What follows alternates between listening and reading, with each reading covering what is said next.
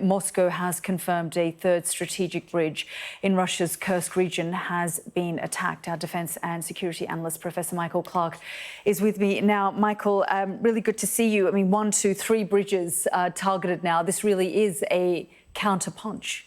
Yes, it is. I mean, it seemed to start on Friday last week with one bridge down at Glushkovo, and then on Sunday, one at Zvano. And now, apparently, we haven't put it on the map because it's not absolutely confirmed yet by the Ukrainians, but one at Karits further along on the map. And so 3 bridges down, which are the only bridges across the Seim River.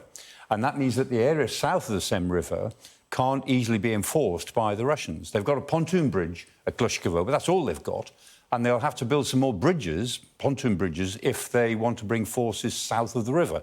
There are some Russian forces in that area, but the Ukrainians now almost have it at their mercy for a few days. And there will be a battle of the pontoon bridges to come, I think. The Russians will try and lay more pontoon bridges. I imagine the Ukrainians will attack them. And this could be the next phase of Ukraine's offensive. The interesting thing is Ukraine is not just consolidating their break-in, they're trying to exploit it. And they're still on the move. They're still creating the agenda that the Russians are having to react to. That's a turnaround from the way this war's been for the last 12 months. Yeah, indeed. And I guess in some ways testing the waters to see how far they can go. We're sort of 8 to 10 days into this latest counter-offensive or the shock offensive that we've seen from the Ukrainian side. Yeah. Do we know or understand the significance of it yet, or is it symbolic still at this point? Well, it's certainly symbolic. I mean, politically, the Ukrainians are getting the benefit of this already. So they've rattled the Kremlin.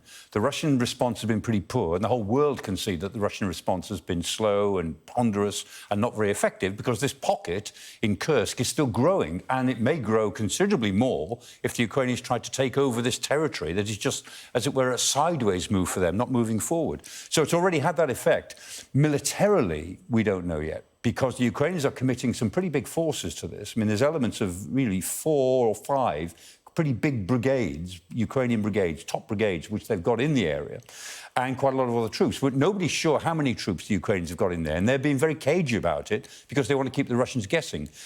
On the other hand, we know that these key units that they've got there are really needed down in the south, in the Donbass, where the Russians look as if they're about to make some quite important breakthroughs in the next week or 10 days. So this, for the Ukrainians, it's a high-reward strategy, but it's also a high-risk strategy. And it might be rewarding politically, but might go wrong for them militarily if they can't hold in the south while they're doing all of this. Yeah, I mean, no doubt this is humiliating for the Russians that they've been left exposed in this way. But what we've seen from the very beginning of this conflict is that there is a shortage of men, frankly, fighting in this conflict. So this really could leave them vulnerable elsewhere. Yes, it could. I mean, the Ukrainians have not got forces to spare, and they must be taking these good forces in the pocket away from jobs that they need to be doing further in the Donbass.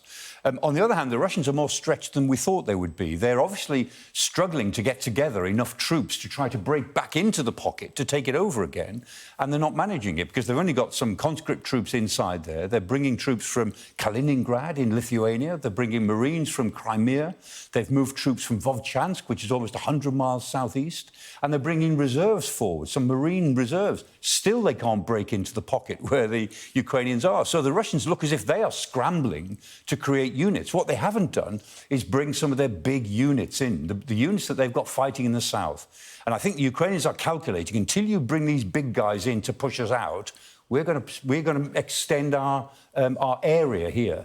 You know, if you keep bringing in the Mobics, the mobilised, and the conscripts, we'll just chew them up. You know, bring in some big guys, and then we'll have a proper fight. Is the message that they're giving? You know, they're inviting the Russians to a battle, and sooner or later the Russians are going to have to oblige them. Indeed, but for now, I think at least for the Ukrainians, it has boosted morale. Michael, thank you so much.